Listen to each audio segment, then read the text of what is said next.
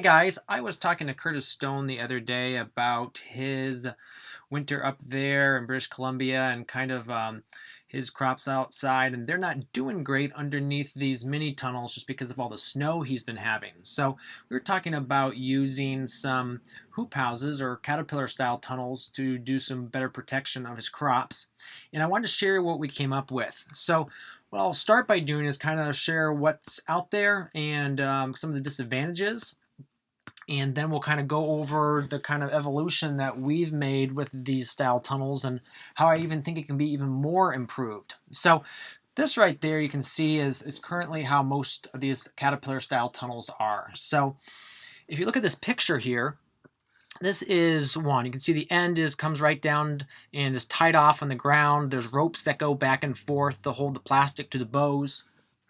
And in this picture here, you can see this drawing here, you can see how that plastic's represented by that. There's usually a stake or something holding it to the ground.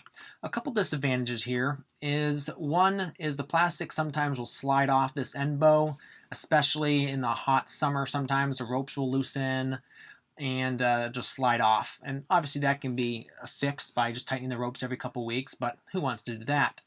Another disadvantage is this big stake at the end. So that is a tripping hazard, and it really makes this last 8 feet or so of this tunnel unusable.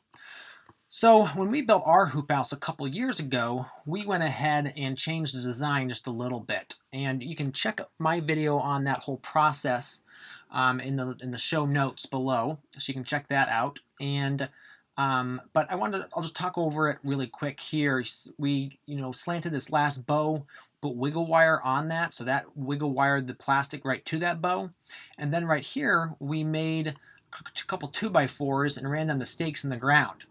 And then if you look in this picture, you can see how we made a door frame, and we ended up putting a screen door in there. And then on both sides we made scissor doors, and that basically covered this whole area here. Now you could use something to keep the plastic from billowing up, but we really didn't have a problem in this area right here. It worked out pretty well, and then we just used a bungee cord to hold those doors open. But one of the problems that Curtis is facing up on his farm is he's very urban, and so for him to be able to farm as many square feet of his property as possible, he needs to farm right up to the fences or the edges of his property. Well, both of those two designs I showed you don't utilize the last couple feet of the tunnel. And so after talking with him, we kind of maybe were thinking about this new style here.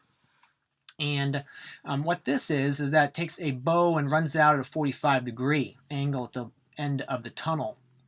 And then coming down would be either a 2x4 or a wire or something to a big 30-inch earth anchor here.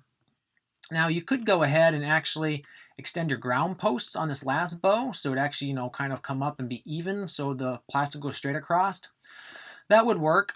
Now what he's going to do, because his goal is to only enter these tunnels once in a while, he's going to just drape the plastic off the end.